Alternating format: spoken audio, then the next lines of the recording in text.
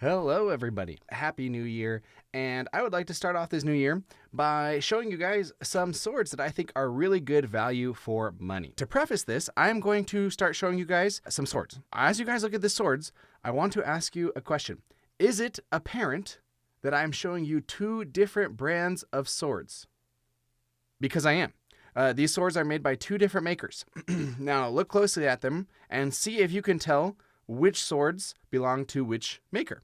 Now, I'm going to show you a couple of close-ups here. I'm now going to show you the close-ups with the sheaths / scabbards on, and that will make it much more apparent which ones belong to which maker because the makers are consistent in which sheaths they're using. But do you happen to know what the makers are, who they are? Well, let me show you, and then you will realize why I'm saying this might be really good value for money. And we're going to start off at Zombie Tools. Let me preface this by saying I love Zombie Tools, and I have multiple of their swords, okay? This is the Zombie Tools Kukri. You can see here, Zombie Tools does use the Kaidak sheaths, which personally I am a fan of. I bought this for my camping bag. These make great tools and self-defense weapons, and so I just figured, hey, I wanted to have one. I also enjoy learning about Rome, because apparently all men do. So I got the Zombie Tools Centurion sword, which is their take on a gladius. Very fun. Zombie Tools are obviously overbuilt. They're a little heavy. They're supposed to be quite robust. And finally, the last one I'm going to show you, I have two of this one here. That is their Reaper 3. And the reason why I got two of these is because I wanted one in the standard finish, which this one is. And then I wanted one in the copper finish that they do. Ooh, camera, back up here, please. Ooh. Thank you. I am a big fan of Zombie Tools. I own 4 of their swords. I'm probably going to buy more in the future at some point. Back to the webpage. This is what you can expect for prices for Zombie Tools. And we can see here that my mouse is being crazy. Here is the Diphos. You probably saw Scalagrim do some stuff on that. That is their take on the Greek Xiphos, except they made it a two-handed sword. Here is the Legionnaire sword, the one that I have, which I call the Centurion sword. Whoops. Here is their Kukri. And yeah, here's just some of their other stuff. I really want to get the Cutlass. I think that just looks fun. Although I actually think it'd be more fun to have 2 of these daggers.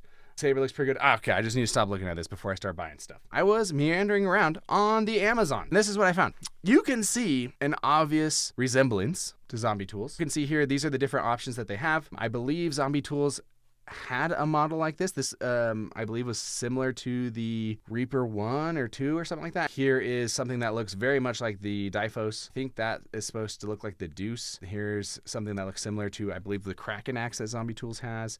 I don't know if Zombie Tools ever had this. This looks very similar to the 300 sword. This, again, here we have the Decapitan Saber. And this looks like the Rat Bastard that Zombie Tools had. This looks like a Dedao. I don't know if Zombie Tools ever did one of those, so this could be one of their own original designs. This looks like the Sharkalope. These look very much like the Zombie Tools. The difference is you can tell these are much cheaper. So this one here, we got $69.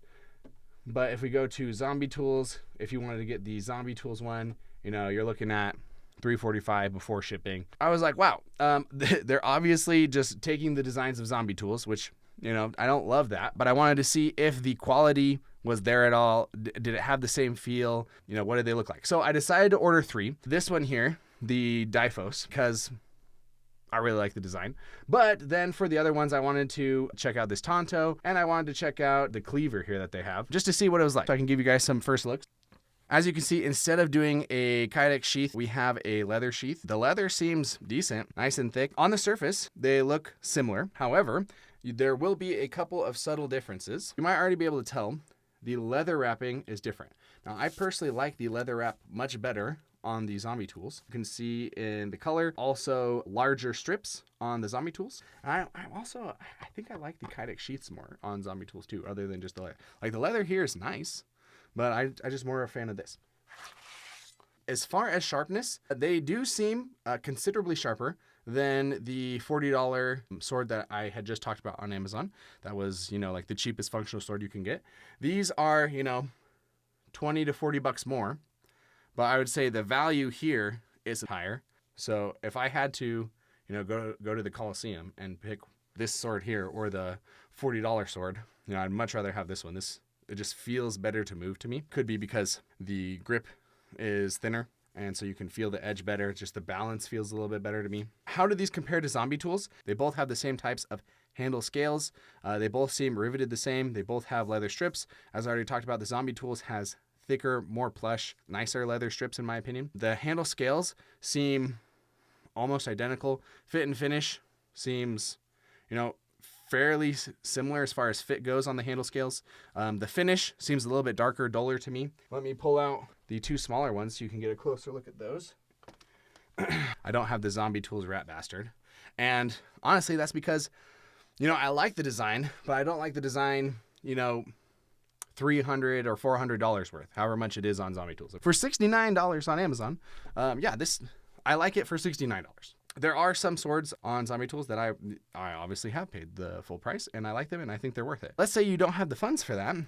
Is this a good enough substitute? Yeah, it seems like it. Now, the finish, like for example, you can still see some noticeable grind lines. Let's see if my camera will focus on that.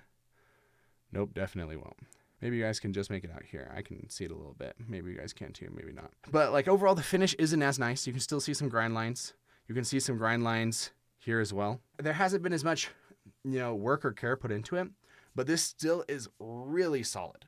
And the weight and balance feels very similar to Zombie Tools, which by the way, if you are comparing a Zombie Tools sword or knife to a historically accurate sword, it will feel heavy and a little clunky because Zombie Tools is overbuilt. Like they're built to, cut through car doors and kill zombies and whatever, right? Like bash skulls and have a good time. And it will do that. However, for some of the smaller ones, like the knives and stuff, like I think it's not as bad if you have an overbuilt knife. Like this feels good to me. Feels good. If you don't have the money for Zombie Tools and you want to have, something similar, I think this is a great option. You could pay, $335 plus shipping for this, or you could also get it on Amazon, which, seems terrible to say because Zombie Tools came up with the design first, but these are pretty stinking good. And I will tell you that the overall fit and finish when compared to the $40 sword that I was reviewing, these are miles above that. So if you like these types of things, I think the quality of these is overall better than that $40 sword. Like the sharpness seems way more consistent throughout. I think these are going to be more durable. They don't wave as much. And part of that is because they're overbuilt. They're just super thick. If you want a good kukri, I'm probably going to end up buying the kukri from this Amazon site just because I like having kukris and it looks really good. In the future, what I'm going to do is I'm going to do some test cutting with some of these and then a giveaway with some of them because I don't know if I want to hang on to these for forever, but I did want to test them out and see what they were like and see if they were similar at all in quality or worth and things like that. And overall, I think they are a really good buy, value for money. So if you like Zombie Tools and you buy Zombie Tools stuff, I think you'll also enjoy these, especially for the price. If you're looking for something like a medieval sword and you want a medieval sword, they don't have that on here. In that case, I would go with the other one that I reviewed, and that'll be a fairly decent project sword for the money. And so if you're looking for something in a budget, yeah, I'd say start with that. Final thing I wanted to say before I go is I wanted to show the box that the Amazon swords come from. And here is an example of the box, and it was all packed nicely in this foam. So yeah, really nice packing. Came quickly, well packed, nothing was damaged, and I think it would be hard to damage those things anyways because they're built to be beasts. Anyways, hopefully that's been helpful, and again, wish you all a happy new year, and toodles.